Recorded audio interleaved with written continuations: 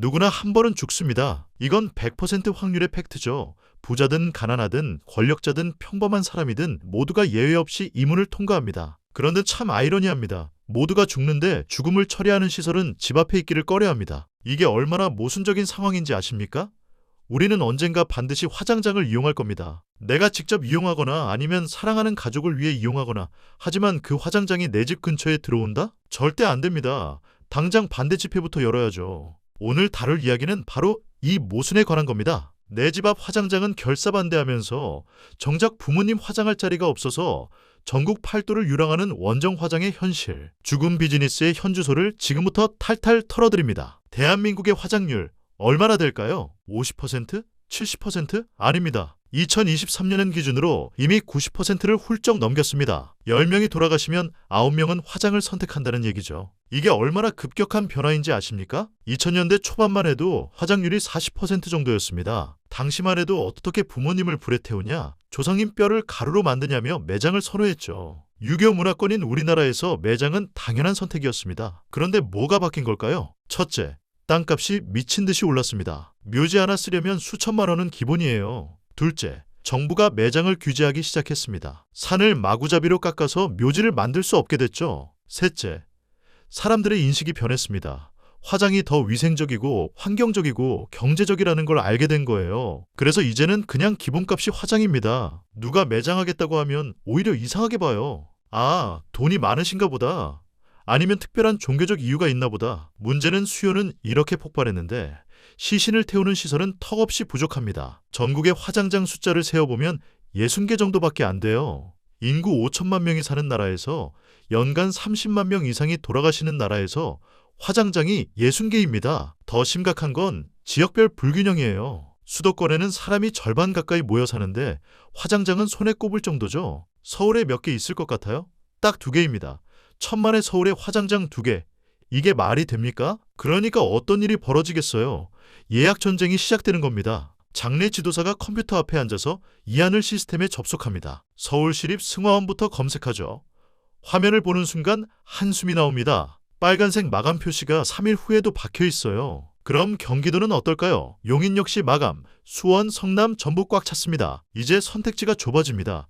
장례 지도사가 유족에게 조심스럽게 말을 꺼냅니다. 상주님, 수도권은 다 찼습니다. 3일장 하려면 강원도 인제나 충남 홍성으로 가셔야 합니다. 이게 바로 원정 화장입니다. 내가 살던 곳에서 죽어서도 자리가 없으니 마지막 가는 길에 원정을 떠나야 하는 거죠. 서울에서 강원도 인제까지 가려면 차로 2시간 반은 좋게 걸립니다. 상주와 유족들이 고인을 모시고 고속도로를 달려가는 겁니다. 여기서 정말 기가 막힌 요금 시스템이 등장합니다. 대부분의 지자체 화장장은 이원화된 요금제를 운영해요. 관내 주민, 그러니까 그 지역에 주민등록이 되어 있는 사람에게는 10만 원에서 15만 원 정도의 헐값을 받습니다. 이 정도면 거의 원가죠. 세금으로 지은 공공시설이니까 주민들한테는 싸게 제공하는 겁니다. 그런데 관내 주민, 그러니까 다른 동네 사람이 오면 어떻게 될까요? 갑자기 요금이 10배로 뜹니다. 10만 원이 아니라 100만 원이 되는 거죠. 왜 이런 일이 벌어질까요? 논리는 간단합니다. 우리 세금으로 지은 시설이니까 남의 동네 사람은 페널티를 내라는 거예요. 지극히 합리적인 경제 논리 아닙니까? 우리 주민들 쓰라고 만든 건데 남의 동네 사람이 와서 공짜로 쓰면 안 되잖아요. 이 논리에는 또 다른 이유가 숨어 있습니다. 바로 보복이죠. 우리 동네에 혐오시설 들어와서 집값 떨어지고 불편한데 너희는 그런 거 없으면서 우리 시설만 이용하려고? 그럼 돈이라도 톡톡히 내고 가라는 겁니다. 그래서 어떤 일이 벌어지냐면 유족들이 비용 계산을 하기 시작해요. 3일장을 위해 강원도에서 100만 원 내고 화장할까? 아니면 며칠 더 기다렸다가 서울에서 15만 원에 할까? 이게 지금 대한민국 장례 문화의 현실입니다. 돈이라도 내고 화장하면 그나마 다행이죠. 정말 문제는 돈을 내도 자리가 없을 때입니다. 그럼 어떻게 될까요? 기다려야죠.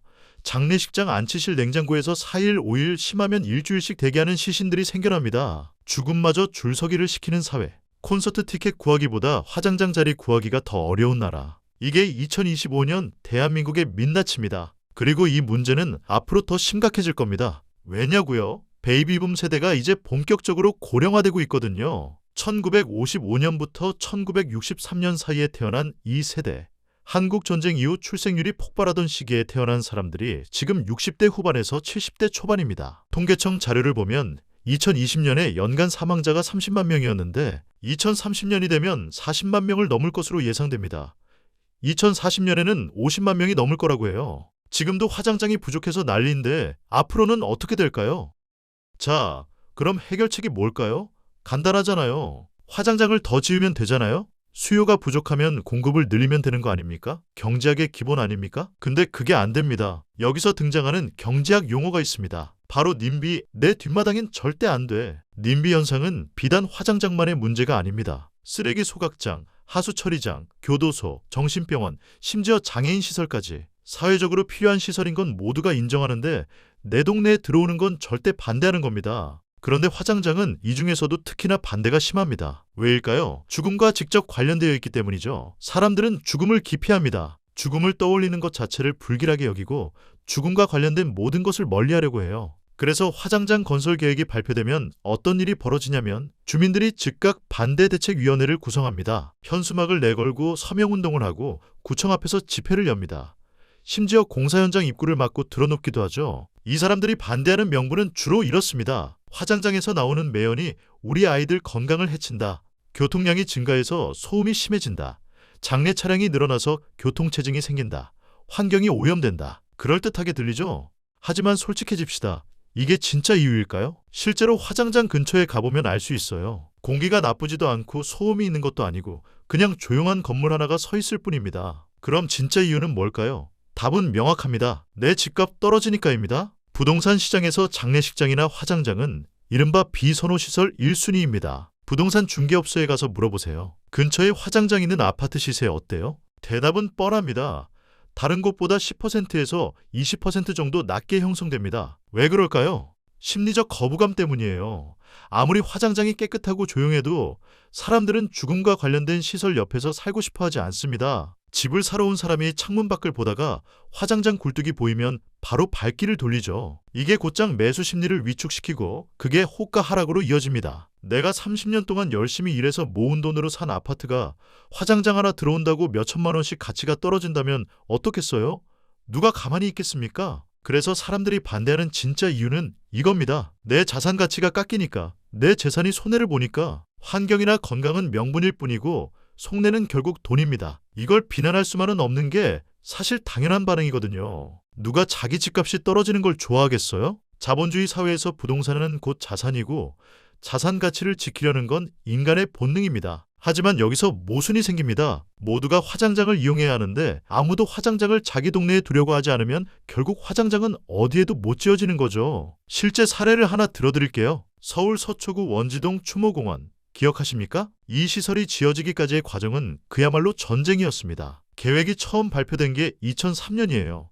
서울시가 화장장이 턱없이 부족하니까 서초구에 대규모 추모공원을 만들겠다고 발표했죠. 부지도 확보하고 예산도 편성하고 설계도 다 끝냈어요. 그런데 주민들이 들고 일어났습니다. 서초구는 서울에서도 집값이 비싼 동네 아닙니까? 강남과 바로 붙어있고 교육 환경도 좋고 부자들이 많이 사는 곳이죠. 그런 동네에 화장장을 짓는다? 절대 안 된다는 겁니다. 주민 대책위가 꾸려지고 반대 서명에 수만 명이 참여했어요. 구청 앞에서는 연일 집회가 열렸고 공사 현장에는 사람들이 들어누워서 공사를 막았습니다. 결국 어떻게 됐을까요? 소송으로 갔습니다. 주민들이 서울시를 상대로 건설금지 가처분 신청을 냈어요. 법정 싸움이 7년 동안 이어졌습니다. 1심에서 지고 2심에서 이기고 대법원까지 올라가고 계획 발표부터 완공까지 무려 14년이 걸렸습니다. 14년이요. 그동안 얼마나 많은 사람들이 화장장 자리가 없어서 고생했겠어요. 그럼 결국 어떻게 해결했느냐? 돈으로 해결했습니다. 서울시가 주민들에게 엄청난 보상 패키지를 제시한 겁니다. 주민지원기금으로 수백억 원을 쏟아부었어요. 동네에 새로운 병원을 유치하겠다고 약속했고 도서관과 체육시설을 지어주겠다고 했습니다. 고속도로 진입로를 변경해서 교통을 편하게 만들어주겠다고도 했죠. 여기에 주민들에게 추모공원 시설 이용권을 무료로 제공하고 취업 우선권도 주고 온갖 혜택을 다 쏟아부었습니다. 그러고 나서야 정말 겨우 주민들의 동의를 얻어낼 수 있었어요. 이게 얼마나 큰 사회적 비용일까요? 경제학에서는 이걸 갈등 비용이라고 부릅니다. 사회 구성원들 간의 갈등을 해결하는 데 들어가는 모든 비용을 말하는 거죠. 14년 동안의 행정비용, 소송비용, 공사 지연으로 인한 손실, 그리고 보상금까지 합치면 수천억 원이 들어간 겁니다. 원래 화장장 짓는 데 드는 돈보다 갈등 해결하는 데 드는 돈이 더 많아진 거예요. 그리고 이건 서초구만의 이야기가 아닙니다. 전국 어디서나 화장장을 지으려고 하면 똑같은 일이 벌어져요. 주민 반대, 소송, 장기간의 갈등, 엄청난 보상금. 이 과정을 반복하는 겁니다. 그러니까 지자체 입장에서는 화장장을 짓는 게 너무 부담스럽죠. 공공시설이니까. 수익이 나는 것도 아니고 주민들한테는 욕먹고 갈등은 끝없이 이어지고 그래서 다들 미루는 겁니다. 다른 동네에서 지어주길 바라면서요. 그런데 재밌는 현상이 하나 있습니다. 요즘은 돈이 되면 혐오시설도 환영한다는 거예요. 이걸 경제학 용어로 핀피, PIMFY라고 합니다. 플리즈 인 마이 프론트 야드. 제발 우리 앞마당에 지어주세요. 어떻게 이런 일이 가능할까요? 조건부 수용이죠. 화장장 지어줄게. 대신 우리한테 이것저것 다 해줘. 수영장도 지어주고 도서관도 지어주고 주민세도 깎아주고 지원금 100억 원 내놔. 이런 식으로 협상이 들어가는 겁니다. 실제로 최근에 화장장 유치에 성공한 지역들을 보면 모두 엄청난 보상 패키지를 받아냈어요. 어떤 동네는 주민 1인당 수백만 원씩 지원금을 받기도 했고 어떤 곳은 대형 쇼핑몰 유치를 약속받기도 했습니다. 결국 장래 문제는 더 이상 죽음의 존엄성 문제가 아니라 철저한 보상금 협상의 비즈니스가 된 겁니다. 얼마를 줄 건데? 우리한테 뭘 해줄 건데? 이게 오늘날 화장장 건립 논의의 핵심이 됐어요. 이게 과연 바람직한 걸까요? 죽음을 다루는 시설이 돈으로 흥정되는 게 맞는 걸까요? 하지만 현실이 이렇습니다. 이상적인 이야기만 하다가는 화장장 하나도 못 짓고 결국 시민들만 고통받게 되니까요. 자, 여러분께 질문을 하나 드려볼까요? 우리 동네에 최신식 화장장이 들어온다면 여러분은 어떻게 하시겠어요? 누구나 죽으니까 필요한 시설이지. 우리가 조금 불편해도 공공의 이익을 위해 감수해야지. 이렇게 생각하며 환영하실 건가요? 아니면 왜 하필 우리 동네야? 서울이 이렇게 넓은데 왜 우리 동네에 지어? 집값 떨어지면 누가 책임질 건데? 라며 머리띠를 두르고 반대 집회에 나가실 건가요? 솔직히 말씀드릴게요. 대부분의 사람들은 후자를 선택합니다. 이상과 현실은 다르니까요. 내 집값이 수천만 원 떨어지는데 공공의 이익 운운하는 건 쉽지 않죠. 모두가 이용하지만 아무도 곁에 두고 싶어 하지 않는 시설. 이 모순이 해결되지 않는 한 장래 대란은 영원할 겁니다. 그리고 앞으로 더 심해질 거예요. 이쯤에서 한번 정리를 해볼까요? 우리는 죽음을 애도하고 싶어 합니다. 사랑하는 사람을 잃은 슬픔을 표현하고 고인을 기억하고 마지막 가는 길을 정성스럽게 배웅하고 싶어 해요. 하지만 동시에 그 과정에 들어가는 비용과 불편함은 철저히 거부합니다. 화장장은 필요하지만 내 동네에는 안 돼. 누군가는 이용해야 하지만 나는 싫어. 이 모순 속에서 우리는 살고 있습니다. 장례시설이 혐오시설이 된 건 우리가 죽음을 삶의 자연스러운 일부가 아니라 처리해야 할 폐기물처럼 여기기 시작했기 때문 아닐까요? 생각해보세요. 100년 전만 해도 사람들은 집에서 죽었습니다. 가족들이 지켜보는 가운데 마지막 숨을 거두고 집에서 장례를 치렀어요. 죽음은 삶의 일부였고 가까이에 있었습니다. 하지만 현대사회에서 죽음은 병원과 장례식장, 화장장으로 격리됐어요. 우리는 죽음을 보지 않고 듣지 않고 생각하지 않으려고 합니다. 죽음을 멀리 밀어내면 밀어낼수록 죽음은 더욱 두렵고 낯선 것이 됐죠. 그래서 죽음과 관련된 모든 것을 혐오하게 된 겁니다. 장례식장, 화장장, 묘지, 이 모든 게 불길하고 피하고 싶은 대상이 된 거예요. 혐오시설이라고 밀어내기만 하다가 정작 내가 갈 곳이 없어지는 아이러니. 남의 일이라고 생각하다가 어느 날 갑자기 내 문제가 되는 순간 그때 가서 후회해도 늦습니다. 이제는 사회적 합의가 필요한 시점입니다. 화장장을 어디에 지을 것인가? 어떻게 보상할 것인가? 이 문제를 더 이상 미룰 수 없어요. 우리 모두는 언젠가 죽습니다. 그리고 우리가 사랑하는 사람들도 언젠가 떠나갑니다. 그때를 위해 우리 사회가 준비되어 있는지 돌아볼 시간입니다. 지금까지 죽음의 값을 따지는 장래 경제학이었습니다. 당신의 선택은 무엇인가요?